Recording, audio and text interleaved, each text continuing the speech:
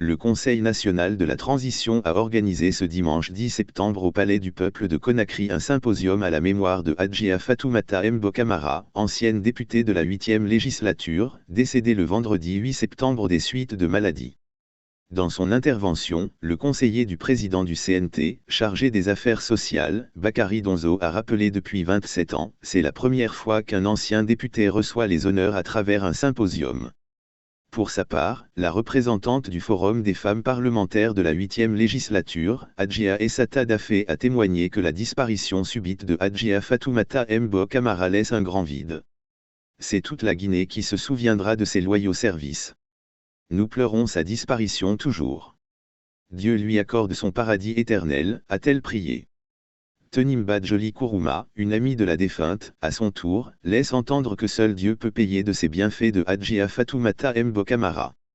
Que Dieu l'accueille dans son paradis, a-t-elle dit.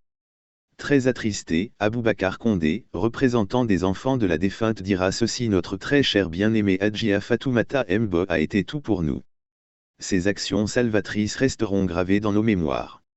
L'occasion est opportune de remercier tout le monde pour la marque de sympathie, a-t-il souligné.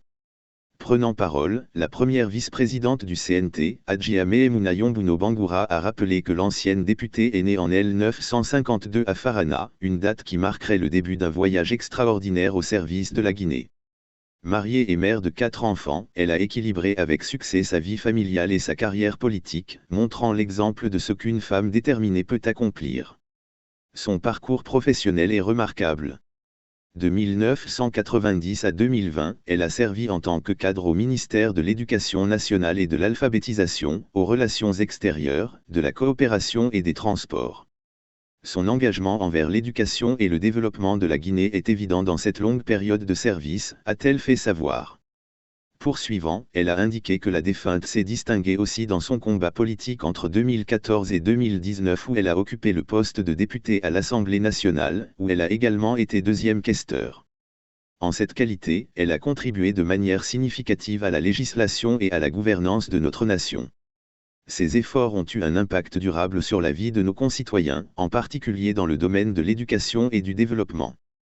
Sur le plan académique, elle a été une étudiante brillante, obtenant son bac au lycée de Farana en 1975.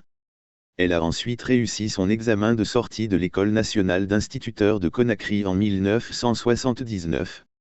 Elle a également suivi des formations à l'international, notamment un stage de formation à l'Institut international de Wilton au Québec, Canada, en 1987 et une attestation de formation à l'Institut technique de Forbes College en Sierra Leone, Freetown, en 1983.